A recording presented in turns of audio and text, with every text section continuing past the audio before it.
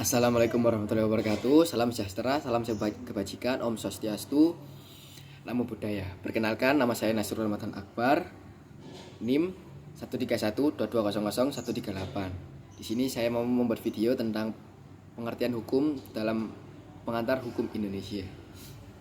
Menurut Eutre, pengantar hukum Indonesia di dalam bukunya adalah himpunan petunjuk hidup yang mengatur tata tertib dalam suatu masyarakat. Jadi hukum mengatur apa yang akan kita lakukan dalam suatu masyarakat gitu. Bagaimana cara kita memperlakukan orang, bagaimana cara kita bertransaksi, berinteraksi ataupun dan lain hal sebagainya.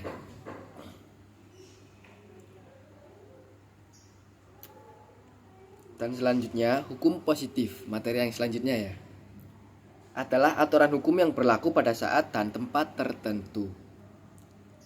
Menurut materi yang saya omongkan barusan, pengertiannya itu hukum positif adalah hukum yang berlaku dalam waktu dan saat yang tertentu. Jadi tergantung para penguasa. Misalnya kan undang-undang ini berlaku untuk tahun ini atau pasal ini berlaku untuk tahun ini. Jadi jika sudah melewati tahun ini berarti hukum itu sudah tidak menjadi hukum positif atau tidak berlaku atau kurang kekuasaan. Dan hukum berasal dari undang-undang dan juga kebiasaan yang diberlakukan dalam masyarakat ataupun manusia. Benar, saya ngerti juga.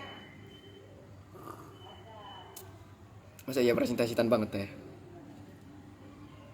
Dan juga penggolongan hukum ada 5, yaitu sifat, isi atau materi, bentuk, waktu, atau tempat. Hukum digolongkan menjadi sifatnya.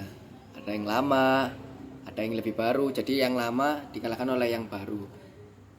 Hukum yang umum dikalahkan oleh yang khusus dan juga dan seterusnya. Isi atau materi. Hukum juga ditentukan dari isi atau materinya. Tergantung.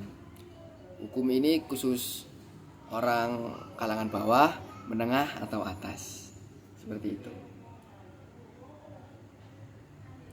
Sifat hukum itu memaksa dan juga tidak memaksa, tergantung dari hukum tersebut, apa yang tertulis. Juga berisi dengan paksaan atau perjanjian. Jadi hukum juga bisa dibuat dengan perjanjian antara dua pihak, dua individu, dua organisasi atau dua instansi. Dan juga murni dengan paksaan juga. Jadi jika tidak memaksa, kemungkinan banyak yang melakukan atau melanggar hukum tersebut, seperti tindak asusila, pencurian, pembegalan, tawuran di mana-mana, korupsi, dan juga begitu mengereknya korupsi gitu. Nah, bentar, saya baca dulu.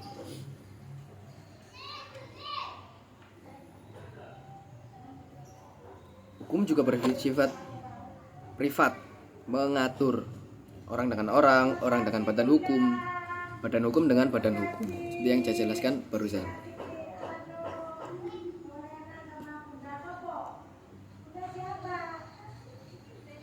Oke. Sekarang kita beralih ke asas hukum ya.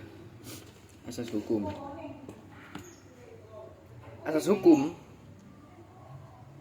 Asas hukumnya itu adalah undang-undang tidak berlaku surut. Fungsi asas hukum menjaga ketaatan atau konsistensi. Asas hukum, saya menjelaskan asas hukum tapi tidak menerangkan apa itu asas hukum. Asas hukum adalah jantung atau landasan dari suatu peraturan atau hukum. Jadi jika kita ingin membuat peraturan atau pasal misalnya atau undang-undang, kita melihat asas hukumnya dulu. Jadi kita berpatokan atau berpedoman gitulah. Oke. Itu dari asas hukum. Dan juga kita membahas KPK. KPK memiliki keistimewaan extraordinary. Dan KPK bersifat ad hoc. Ad hoc ialah dibentuk atau dimaksudkan untuk salah satu tujuan dan dapat dibubarkan. Contoh, semua organisasi yang berawal dari komisi perlindungan anak dan istri itu juga termasuk. Iya. Jadi tidak seperti DPR ya. Sekarang kita akan membahas asas hukum khusus. Asas fakta sunt servanda yang berisi perjanjian atau pihak yang bersangkutan.